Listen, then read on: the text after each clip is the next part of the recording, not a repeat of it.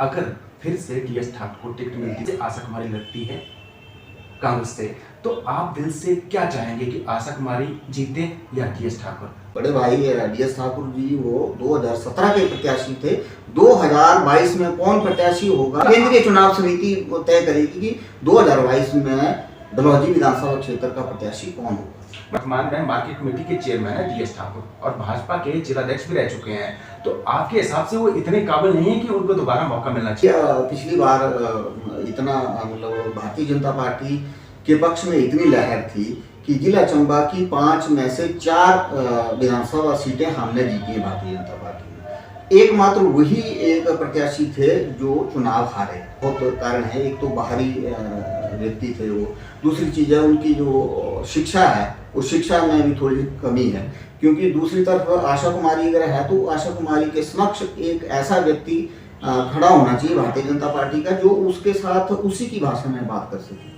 अगर हिंदी में बात करती तो हिंदी में बात करे, अंग्रेजी में बात करती तो अंग्रेजी में बात कर सके। चलो आपका अपना मत हो सकता है, लेकिन मुझे लगता है कि जो पॉलिटिक्स है उसमें पढ़ाई का क्राइटेरिया, मुझे लगता है कि ठीक है, लोग कहते हैं कि पढ़ा लिखा आदमी आना चाहिए, लेकिन ऐसा हार्ड एंड फास्ट रूल नहीं है कि उसमें लिखा हो कि पढ़ा लिखा व्यक्ति ही राजनीति में आ सकता है। ठीक है, आपका मत है, आप कह रहे हैं कि ऐसा हो सकता है, लेकिन मुझे लगता है कि अगर वो अच्छा कार्य कर रहे हैं, ठीक है, तो आपको तारीफ भी तो करनी चाहिए।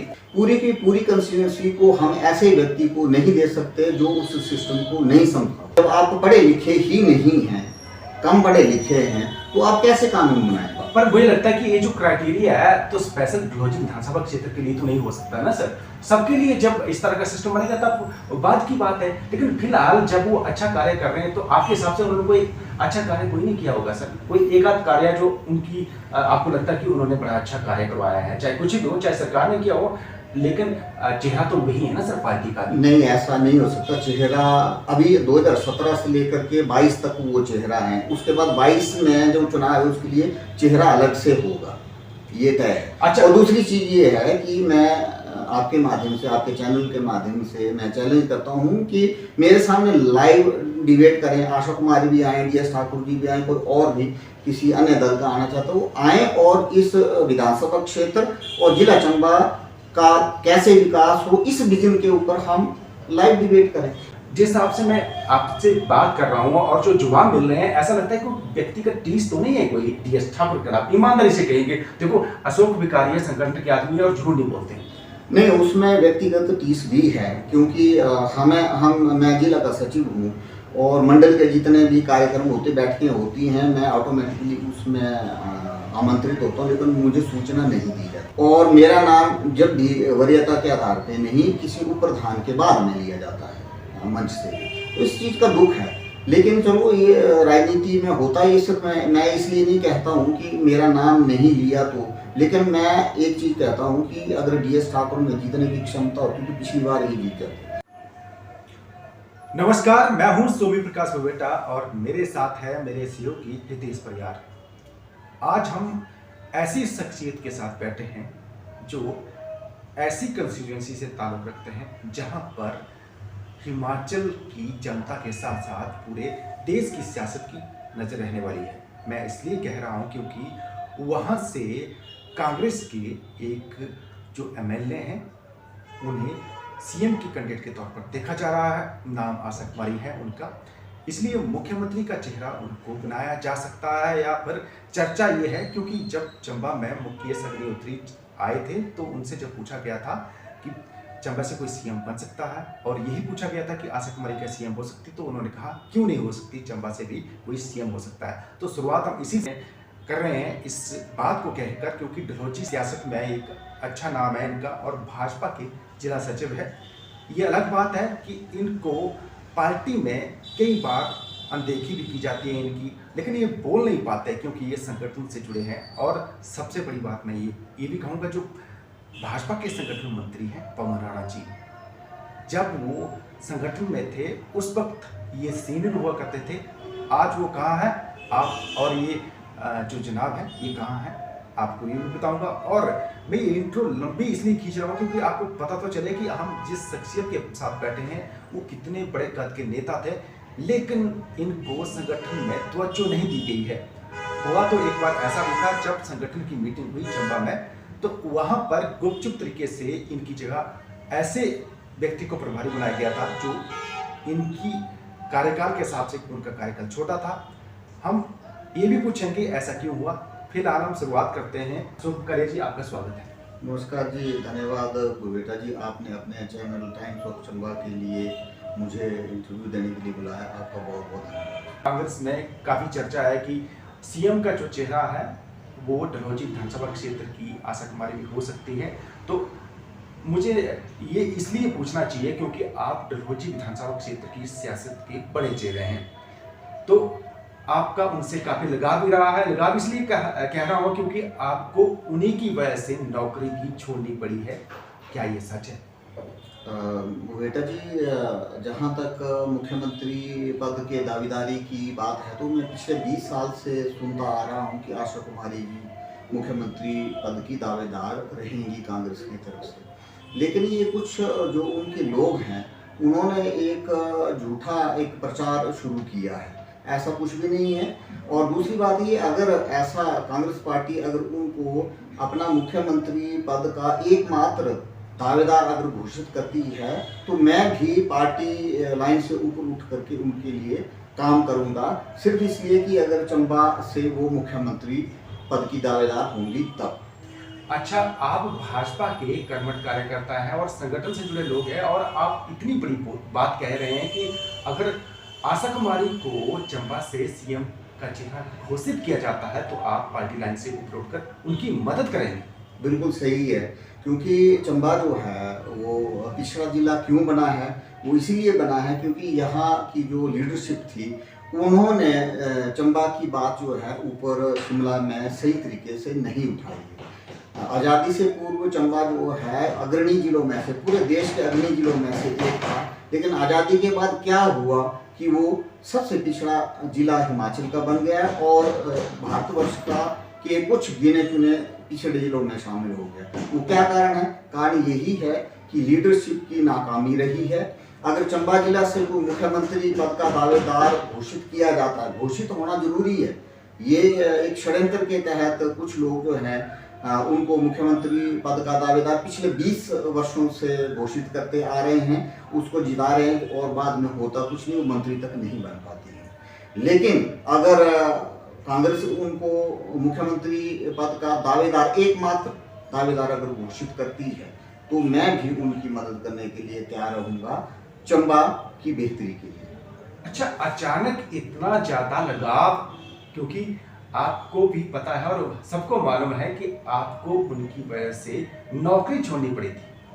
नहीं, उसमें एक बात मैं इसलिए ये कह रहा हूँ कि ऐसा कुछ भी नहीं है कि आशा कुमारी को मुख्यमंत्री पद का दावेदार घोषित करेगी कांग्रेस, नहीं करेगी, क्योंकि उनका समय हो गया है। ये एक झूठ है जिसको फैलाया जा रहा है। और दूसरी बात है, चंबा आज़ादी के बाद जो है इतना पिछड़ा क्यों है, इसमें 1985 में आशा कुमारी जी जीती, 90 में हारी, 93 में फिर जीती, 98 में फिर जीती, 3 में फिर जीती, 7 में हारी, 12 में फिर जीती, 17 में हारी।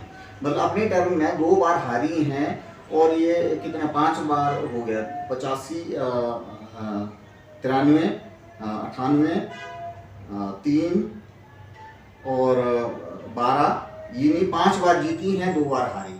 तो इतना लंबा उनके पास समय था, तो चंबा के लिए क्या किया? ये सब पूरी अफवाहें हैं, ऐसा कुछ नहीं होने जा रहा है। अगर सच में ही ऐसा होने जा रहा तो चंबा के लिए मैं पार्टी लाइन से ऊपर उठकर उनकी मदद करूंगा।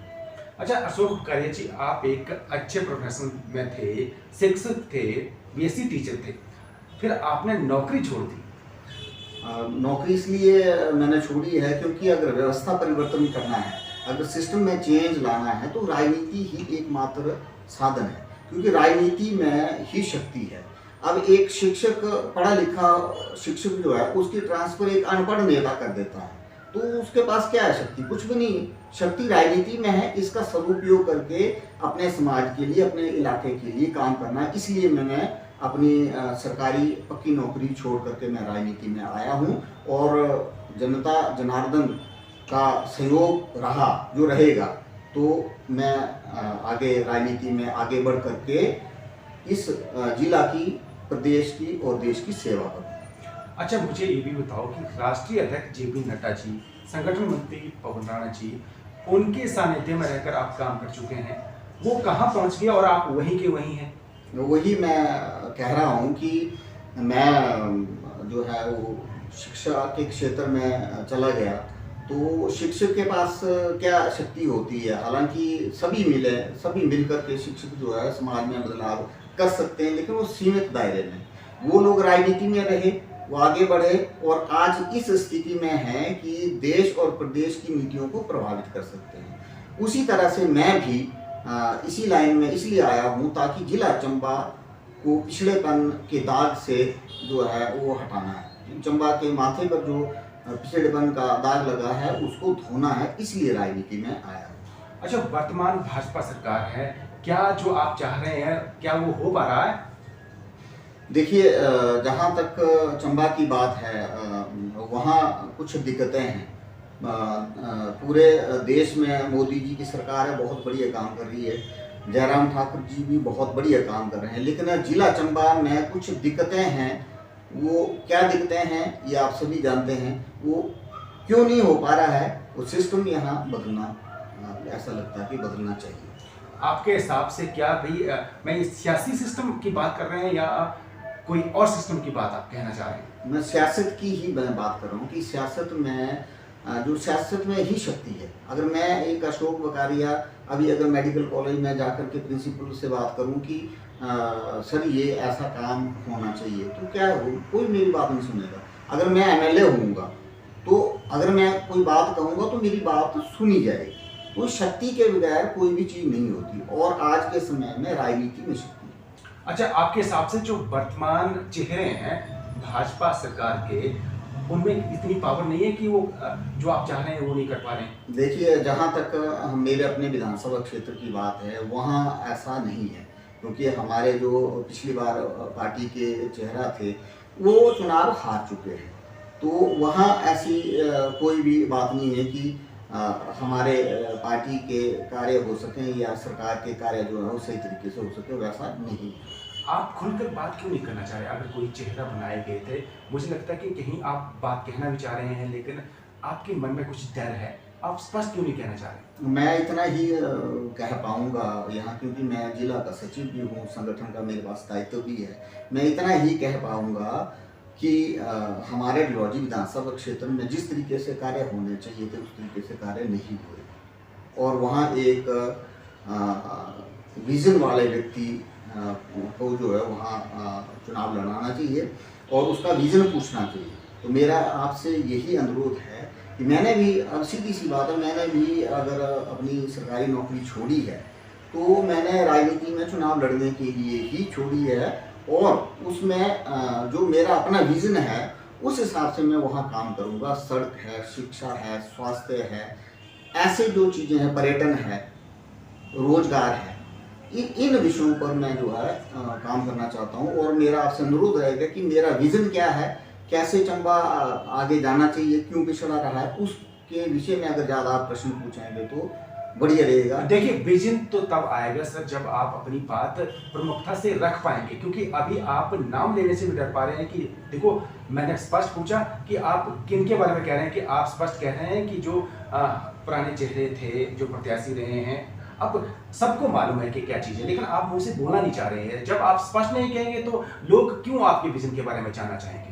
नहीं, मेरा यही कहने का अर्थ है कि जिस तरीके से कार्य होने चाहिए थे उस तरीके से कार्य नहीं हुए। तो वर्तमान में आपके हिसाब से कौन सा काबिल चेहरा था जिसको मौका मिलना चाहिए था डिलौजी की सियासत? डिलौजी विधानसभा क्षेत्र में मैं भी एक दावेदार था। क्योंकि मैं पढ़ा लिखा हूँ, शिक्षक रहा हूँ और वैसे भी विज्ञान अध्यापक था। साथ में वहाँ का मैं स्थायी निवासी हूँ और पढ़ा लिखा हूँ, क्योंकि जो विधायक है वो उसको विधायी काम करने होते हैं।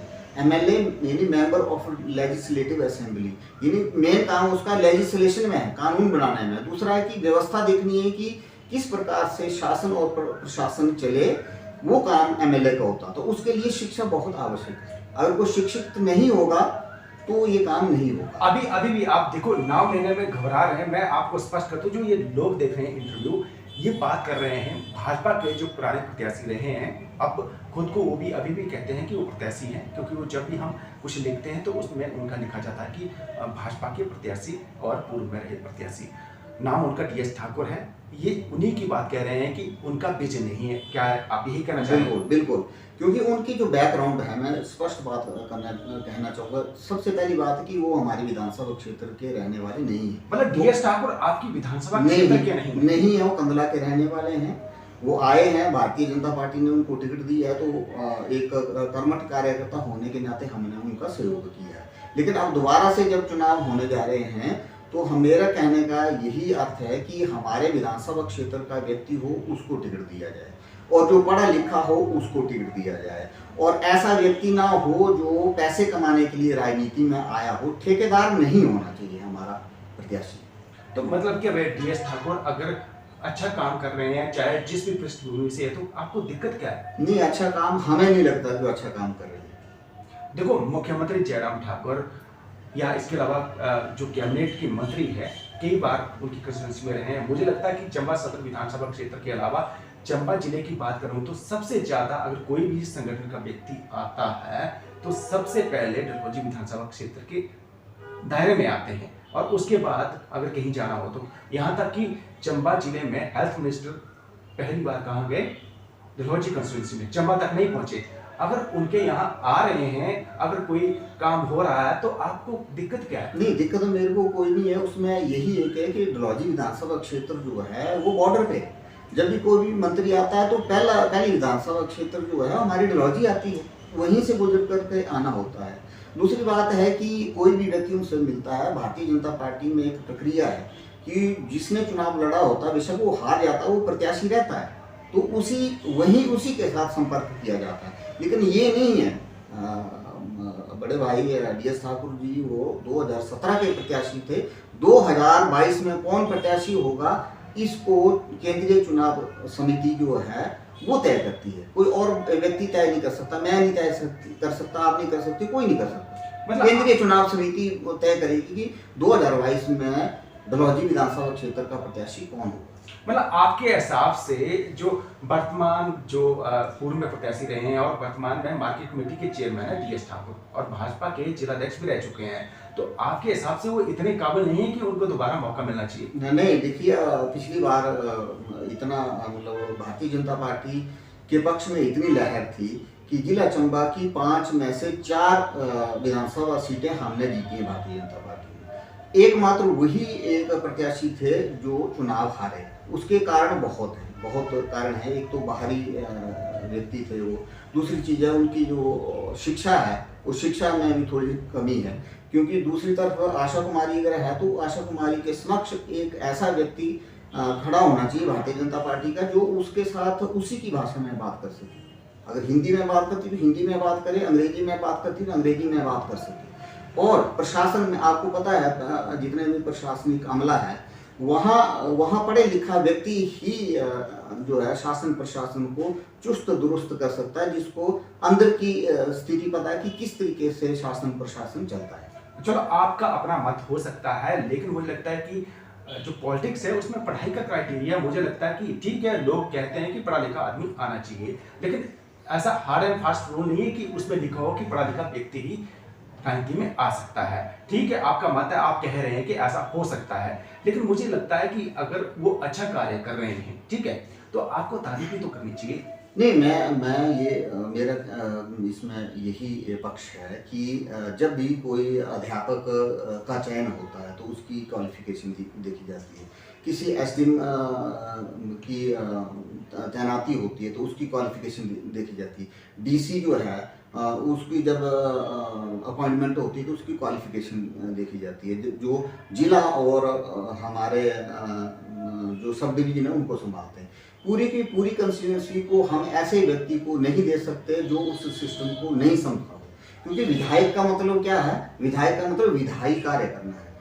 आप उसमें असेंबली में जाकर के आप कानून बनाएंगे, जब आप पढ़े लिखे ही नहीं हैं कम पढ़े लिखे हैं, तो आप कैसे कानून बनाएंगे? पर मुझे लगता है कि ये जो क्राइटेरिया है तो स्पेशल डलहौजी विधानसभा क्षेत्र के लिए तो नहीं हो सकता ना सर। सबके लिए जब इस तरह का सिस्टम बनेगा तब बात की बात है, लेकिन फिलहाल जब वो अच्छा कार्य कर रहे हैं तो आपके हिसाब से उन्होंने कोई अच्छा कार्य कोई नहीं किया होगा सर? कोई एक आध कार्य जो उनकी आपको लगता है कि उन्होंने बड़ा अच्छा कार्य करवाया है, चाहे कुछ भी हो, चाहे सरकार ने किया हो, लेकिन चेहरा तो वही है ना सर पार्टी का भी। नहीं, ऐसा नहीं हो सकता। चेहरा अभी 2017 से लेकर के 22 तक वो चेहरा है, उसके बाद 22 में जो चुनाव है उसके लिए चेहरा अलग से होगा, ये तय है। अच्छा। और दूसरी चीज ये है कि मैं आपके माध्यम से, आपके चैनल के माध्यम से मैं चैलेंज करता हूँ कि मेरे सामने लाइव डिबेट करें। आशा कुमारी भी आए, DS ठाकुर जी भी आए, कोई और भी किसी अन्य दल का आना चाहता हो आए, और इस विधानसभा क्षेत्र और जिला चंबा का कैसे विकास हो, इस विजन के ऊपर हम लाइव डिबेट करें। मेरा चैलेंज है। चलिए वहां लग जाएगा। जो मैं दर्शकों को बताता हूँ कि इनकी इच्छा है कि मैडम आशा कुमारी और DS ठाकुर इनके साथ बैठकर डिबेट करें कि चंबा का क्या विजन हो सकता है और चंबा को विकास की राह पर कैसे चलाना है। चलिए ये जो डिबेट है, उम्मीद है वो देखेंगे तो ये इस क्रम में वो तय भी करेंगे कि आपके साथ बैठ के वो डिबेट करना चाहेंगे कि नहीं। पर मुझे ये बताओ, जिस हिसाब से मैं आपसे बात कर रहा हूँ और जो जवाब मिल रहे हैं, ऐसा लगता है कोई व्यक्तिगत टीस तो नहीं है कोई DS ठाकुर के खिलाफ? ईमानदारी से कहेंगे, देखो अशोक विकारिया संगठन के आदमी है और झूठ नहीं बोलते हैं।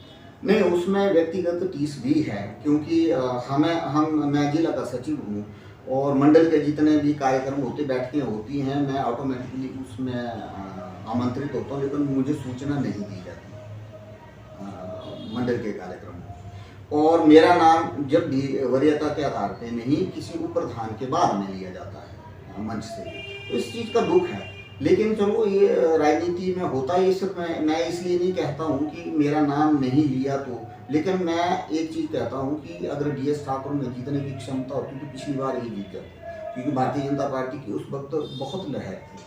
अभी थोड़ा बहुत एंटी इनकम्बेंसी कैंडिडेट्स की हो सकती है कहीं, लेकिन वो परिस्थितियां जो थी वो आदर्श थी। 5 में से 4 हमने जीती थी। अगर इनमें भी काबिलियत होती तो ही जीते थे।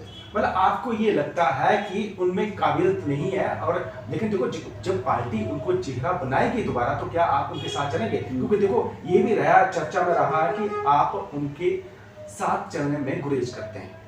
नहीं, देखिए, मैं भारतीय जनता पार्टी का सिपाही हूँ। मैं संघ का स्वयं सेवक भी रहा हूँ। मैं अखिल भारतीय विद्यार्थी परिषद में भी उस समय काम किया जब कोई बहुत कम लोग काम करते थे। मेरा जो प्रत्याशी है वो कमल का फूल होगा, वो जिसको लेकर के आएगा मैं उसके साथ चलूँगा। पिछली बार भी 2017 के चुनाव में भी मैं प्रत्याशी था, लेकिन DS ठाकुर जी को पार्टी ने कैंडिडेट बनाया तो मैं उनके साथ चला, उनके साथ सारी कैंपेन में मैं था और उनके नारे तक लगाए। लेकिन उसके पश्चात उनका जो व्यवहार रहा उससे मैं आहत। मतलब DS ठाकुर का व्यवहार आपको अच्छा नहीं लग रहा है, सिर्फ व्यक्तिगत तौर पर या विधानसभा क्षेत्र की कॉन्स्टिट्यूंसी की जनता के हिसाब से बात कर रहे हैं आप? नहीं, व्यक्तिगत मेरे साथ नहीं रहा है। दूसरा, उनका जो है वो काम करने का तरीका जो है वो जनता के पक्ष में नहीं है। जिस तरीके से उनको काम करना चाहिए वो मेरी व्यक्तिगत राय है। अब आगे क्या होगा मैं ये नहीं कह सकता। 2017 में भारतीय जनता पार्टी ने उन्हें कैंडिडेट बनाया था, कमल का फूल उनके पास था, मैं उनके साथ चला। 2022 में जिसको भी पार्टी कैंडिडेट बनाएगी, कमल का फूल जिसके पास होगा मैं उसके साथ चलूँगा। अब जिस तरह से मैं बात कर रहा था, आप एक तरह से उनकी खिलाफत कर रहे हैं। अगर पार्टी ने फिर भी उनको चेहरा बनाया तो फिर क्या करेंगे आप? देखिए, अभी तो मेरा ये है कि मैं उनके साथ चलूँगा। बाकी भविष्य के घर में क्या है मैं ये कह नहीं सकता। तो क्या अशोक बुकारिया इलेक्शन लड़ने के मूड में है? चुनाव तो लड़ूंगा। अशोक बुकारिया चुनाव लड़ने वाले हैं जी। तो क्या पार्टी भाजपा ही रहेगी, क्या पार्टी बदल भी सकती है? देखो भविष्य की बात नहीं है, क्योंकि इसी साल इलेक्शन होने वाले हैं, ठीक है? क्योंकि जब भी कोई व्यक्ति होता है, जो संगठन का व्यक्ति हो चाहे सियासत का व्यक्ति हो, उसको पहले ही पत्ते खोलने पड़ते हैं ताकि जनता उसके साथ हो सके। देखिए, सबसे बड़ी बात यह है कि जितने भारतीय जनता पार्टी के जितने कार्यकर्ता हैं सभी का अधिकार है टिकट मांगना, और पार्टी का अधिकार है टिकट किसको देना किसको नहीं देना। अच्छा, पार्टी से टिकट मांगेंगे आप, भाजपा से मांगेंगे? जी जी, मांगूंगा टिकट, मांगूंगा। और इसके अलावा ऐसा तो नहीं है, अगर भाजपा ने टिकट नहीं दी तो कहीं और स्लिप हो जाएंगे? वो भविष्य बताएगा उस समय क्या परिस्थितियाँ होती है, कैसे पार्टी हमारे साथ या जिसको टिकट मिलता है वो हमारे साथ किस तरीके से व्यवहार करता है, तो उसके ऊपर निर्भर करेगा। मतलब आपके बोलने का मतलब ये है कि अगर आपको टिकट नहीं मिलेगी और किसी और चेहरे को टिकट जिसको भी मिलेगी, यदि आपको चेहरा पसंद आया तब आप पार्टी में रहेंगे, अन्यथा कहीं और भी इलेक्शन लड़ने की तैयारी में है। चेहरा पसंद की बात नहीं है, उनका व्यवहार मेरे साथ कैसा रहेगा वो निर्भर करता है उस समय। अगर वो साथ में लेकर के चलेंगे तो चलेंगे, नहीं लेकर चलेंगे तो फिर सारे विकल्प खुले। अच्छा, मैंने ये भी सुना है संगठन की जिला मुख्यालय पर एक बैठक हुई थी, उसमें आपको सूचना थी बैठक की, लेकिन जब वहां पर पर्ची देने की बारी आई तो आपके पद की जगह किसी और को चेहरा बिठाकर उसकी पर्ची दिया गया, तो क्या ये सच है? हाँ बिल्कुल सही है। जब नए जिला अध्यक्ष जसवीर नागपाल जी बने थे तो जो पहली बैठक थी उसमें मुझे बुलाया था। उसमें सतपाल सत्ती जी भी थे, अपने वन मंत्री पठानिया जी भी थे, और राजपाल जी को नया उस वक्त यहाँ संगठन मंत्री हैं या विस्तारक हैं, पता नहीं, मेरे को ध्यान नहीं है क्या है उनका, क्या दायित्व है, उनको बुलाया था। तो उन्होंने मेरा नाम जो है वो जिला सचिव के रूप में उन्होंने नहीं इंट्रोडक्शन कराई थी, परिचय नहीं कराया। तो मैंने उनको बताया था कि मेरा नाम क्यों नहीं लिया, मुझे हटा दिया कि क्या किया। तो उन्होंने ये बताया कि मैं आपको बाद में बताऊंगा, लेकिन आज तक उन्होंने बताया नहीं कि मुझे हटाया है कि नहीं हटाया। लेकिन मुझे हटाने की कोई भी नोटिफिकेशन या कोई भी पार्टी ने नहीं की। और इसके अलावा एक और बैठक हुई, उसमें आपको प्रभारी किसी कंस्टिट्यूएंसी का बनाया गया था, वहां से भी हटा दिया गया। तो उसी बैठक में चुनाव विधानसभा क्षेत्र के प्रभारी के रूप में मेरे स्थान पर जिला के महामंत्री धीरज नरियाल जी को दायित्व दिया। तो क्या धीरज नरियाल जी को आपको बिना सूचना के वहां का प्रभारी बना देना क्या सही था? इसमें मैं देखो एक संगठन के व्यक्ति है ना, आपको जब आपको सूचना दी जानी चाहिए थी कि इस तरह का आपका प्रभार जो है बदला जा रहा है या आपको नया दायित्व दिया जाएगा। नहीं, मुझे बताया नहीं उन्होंने कि इस तरीके से कोई फेरबदल कर रहे हैं। लेकिन मुझे दुख लगा कि मैं जिला सचिव होते हुए भी मेरा परिचय जो है जिला सचिव के रूप में नहीं कराया गया, और ना ही मुझे हटाने का कोई ऐसी सूचना मुझे दी गई आज तक। और आप फिर भी सोच रहे हैं कि आपको भाजपा टिकट देगी? नहीं, तो अभी तो हटाया तो नहीं है टिकट, तो उसी मेरा जो अपना एक सीधा सा फंडा है कि टिकट उसी को देनी चाहिए जो जीतने वाला है। पर देखिए, एक तरफ तो देखो आपको प्रभारी बनाया गया, हटा दिया गया, उसके बाद दायित्व दूसरा भी है, उसका भी परिचय नहीं हुआ, बैठकों में आपका परिचय नहीं दिया जाता, न दिया जाता, ना आपको बताया जाता कि आप संगठन के क्या पदाधिकारी हैं। तो इसके बावजूद आप खुद ही ख्याली पुलाव में है कि आपको टिकट दी जाएगी। देखो, आपके चेहरे पर हल्की सी मुस्कुराहट है और कहीं ना कहीं टीसी भी दिख रही है कि वाकई आप संगठन के लिए इतना सोचते हैं, लेकिन संगठन तो आपके बारे में सोच नहीं रहा है। नहीं, मैं आपको चंबा सदर विधानसभा क्षेत्र का उदाहरण देता हूँ कि पवन नैयर जी के पास भी तो कोई दायित्व नहीं था जब उनको टिकट दी। तो जो टिकट देती है पार्टी, वो जीतने और हारने के आधार पर देती है। वो जरूरी नहीं है कि वो पार्टी में व्यक्ति कोई है या नहीं है। मैं तो पार्टी में हूँ क्योंकि मुझे हटाने का कोई भी जो निर्देश या कोई भी लिखित जो है सूचना मुझे नहीं दी है। और बोलते चंबा सदर की सिचुएशन कुछ और थी और डलहौजी कॉन्स्टिट्यूएंसी की अलग सिचुएशन है, ठीक है। उस सिचुएशन में कहीं ऐसा नहीं लग रहा है कि आपको किसी के कहने पर साइलेंट किया जा रहा हो, कहीं ना कहीं लग तो रहा होगा? नहीं, मैं पार्टी का कार्यकर्ता हूँ और काम करूँगा, तो साइलेंट मुझे क्यों करेंगे, ये बात मेरे को समझ नहीं आई। अगर चंबा से पवन नैयर को टिकट दिया जा सकता तो अशोक बकारिया को भी टिकट दिया जा सकता डलहौजी से, और अशोक बकारिया जीतेगा 100%। अच्छा, अशोक बकारिया जी खुद ही कह रहे हैं कि टिकट मिलती है तो जीतेंगे। बिल्कुल, वो पिछली बार भी मिली होती तो मैं जीतता, पिछली बार 2017 में भी मिली होती तो भी मैं जीतता 100%। अच्छा, वहाँ पर मनोज चड्डा है, रेणु चड्डा है, इसके अलावा कई और बड़े चेहरे हैं, क्या उनको वो नहीं टिकट के प्रबल दावेदार? नहीं, टिकट एक है, एक को ही मिलेगी और मुझे मिलेगी। तो जितने भी दावेदार हैं उनको मैं सबको साथ में लेकर के चलूंगा, मान सम्मान के साथ। नाम बता सकते हैं कि जो लगता है कि वो प्रबल दावेदार भी हो सकते हैं और जो आपके साथ चलने वाले हैं? नहीं, मैं नाम नहीं बता सकता, लेकिन पार्टी में काम करने वाले बहुत हैं, बड़े नाम हैं जो वहाँ डलहौजी में हैं। मैं नाम नहीं बता सकता कि कौन है। हर कोई चाहता है, हर एक बूथ का कार्यकर्ता जो है, बूथ का अध्यक्ष है, उसको भी टिकट मांगने का अधिकार है भारतीय जनता पार्टी में। कोई भी होगा उसको, उनको सभी को हम साथ में लेकर के चलेंगे। भारतीय जनता युवा मोर्चा के प्रदेशाध्यक्ष अमित ठाकुर हैं जी, क्या वो डलहौजी का चेहरा नहीं हो सकते? हो भी सकते, नहीं भी हो सकते। मैं ऐसे कैसे बोल सकता हूँ? अगर होंगे तो उनके साथ हम चलेंगे, अगर वो नहीं होंगे, अगर मुझे टिकट मिलता तो उनको मेरे साथ चलना चाहिए। पार्टी तो यही कहती है।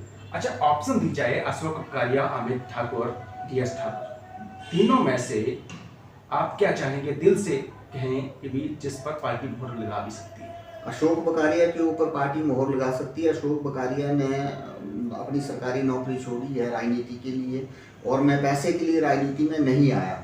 और मैं आपके माध्यम से एक चीज़ मैं ये कहना चाहूँगा कि ना तो मैं इलेक्शन में पैसा खर्च करूँगा नाजायज़, ना ही मैं पैसा कमाऊँगा। जब मैं खर्च ही नहीं करूँगा तो मैं कमाऊँगा भी नहीं। मुझे 5 लाख रुपए काफ़ी हैं चुनाव लड़ने के लिए विधानसभा को, और उसी 5 लाख में मैं जीतूँगा।